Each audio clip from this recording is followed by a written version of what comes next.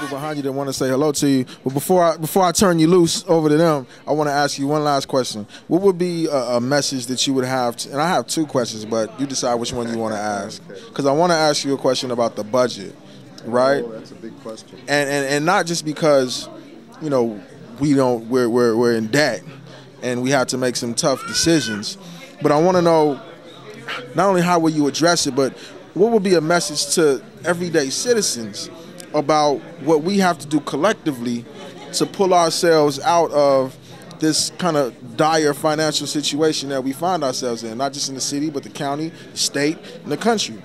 Well, let me say that I'm hopeful. Okay. I'm hopeful because there are signs of improvement in the economy.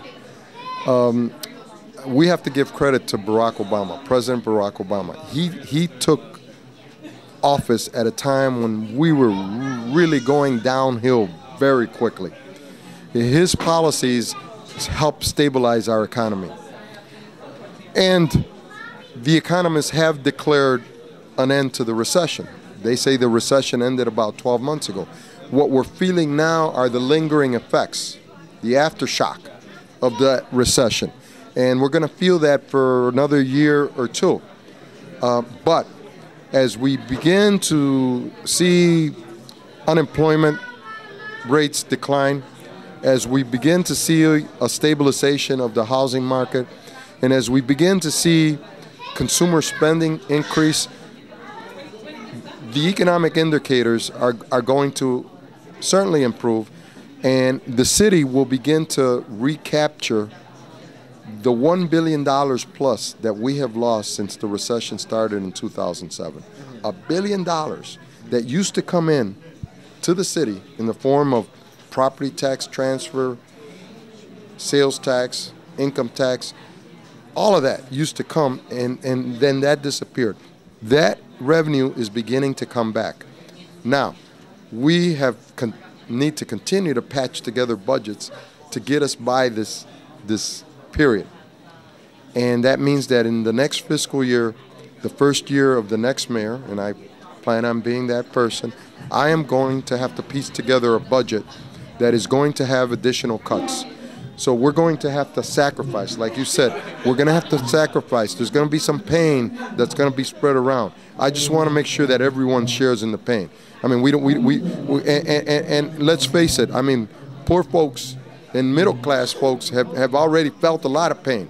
You know, there are a lot of people working fewer hours today, and so there's already been a lot of pain experience, and that's why I propose looking at other means of generating revenue from the sectors that are doing well, including the financial sector, which benefited from the bailout. Talk about banking institutions? That's right, and the mercantile exchange and the people involved in trading stocks.